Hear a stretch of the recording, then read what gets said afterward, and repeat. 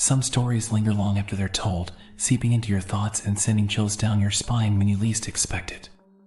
This is one such tale, a chilling memory from the late 1970s that my mother experienced firsthand. It wasn't just a fleeting moment of unease, it was an encounter with something beyond explanation, a glimpse into a world where the past refused to let go.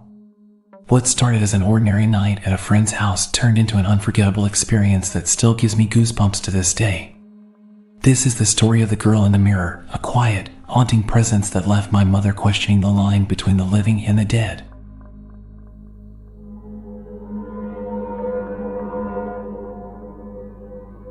It was the late 1970s, a time of warm-toned decor and late-night conversations. My mom had spent the evening at her friend's house, chatting and laughing, oblivious to the shadowy secrets the house held. It was a modest home, a little worn with age, but cozy in its way. Her friend had insisted she stay the night, and my mom had gratefully accepted. That night, my mom lay in the guest bed, nestled under the covers. The room was quiet except for the soft hum of the wind outside. It wasn't unusual for her to stay up late talking with her friend, so the hour didn't bother her. The room itself was charming in an old-fashioned way, with heavy wooden furniture and a beauty desk pushed against one wall. A tall, antique mirror stood atop it, its surface reflecting the dim light that seeped in from the hallway. At some point during the early morning hours, my mom woke up. She wasn't startled, just aware of a quiet presence in the room. Groggy and half asleep, she glanced toward the beauty desk. There, sitting on the stool in front of the mirror, was a girl. She had her back to my mom, her long, dark hair cascading down her back. The girl seemed to be brushing her hair slowly, methodically, her movements smooth and deliberate. The soft rasp of the brush against her hair was the only sound in the room. At first, my mom wasn't alarmed. In her drowsy state, she simply assumed it was her friend. The thought even made sense. Maybe her friend couldn't sleep and had come into the room to do her hair. Couldn't sleep? My mom murmured sleepily. The girl didn't answer. She just kept brushing her hair, her head tilting slightly as she worked through the strands. My mom didn't think much of it. It was early, and she was too tired to press further.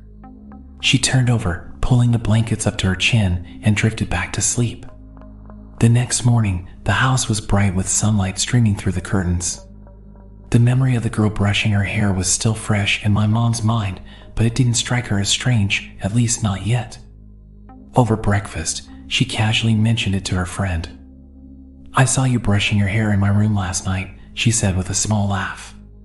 Her friend looked up from her plate, confused. "What are you talking about?" "I never left my room." My mom froze, the casual tone of the conversation evaporating. "You didn't come in?" Her friend shook her head. "No, I was asleep all night."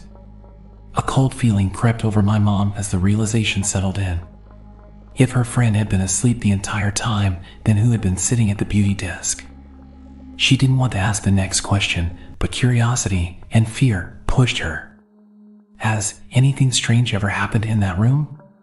Her friend hesitated, her expression shifting uncomfortably. "I don't usually talk about it," she said slowly. "But, yeah, there's something off about that room." The words sent a chill through my mom. "What do you mean?" Her friend sighed, clearly reluctant to say more. "The girl who lived here before me, she stayed in that room. She killed herself. Right there, in front of the beauty desk." The air seemed to thicken. My mom stared at her friend, her mind racing. Suddenly, the image of the girl at the desk took on a sinister weight. The brushing, the silence, the way she hadn't turned around or responded, it all felt wrong now. Late that day, my mom went back to the room, feeling a mix of curiosity and unease. The beauty desk was just as she had seen it the night before. The mirror gleamed in the daylight, but it felt cold, like it held onto something invisible. She couldn't shake the thought of the girl sitting there, brushing her hair, trapped in a moment that repeated endlessly. My mom never stayed in that house again. She said it was the only truly paranormal experience she's ever had, but it stuck with her, etched into her memory like a scar. Even now, when she talks about it, her voice drops slightly and goosebumps ripple across her skin. Sometimes, late at night, I find myself wondering about that girl. What had she been thinking in her final moments? Why had she chosen that room, that desk, that mirror? And most chilling of all, what did she want when she returned? Was she simply lost, repeating a mundane moment from her life? Or was she trying to reach out, her silence hiding something she couldn't say? We'll never know.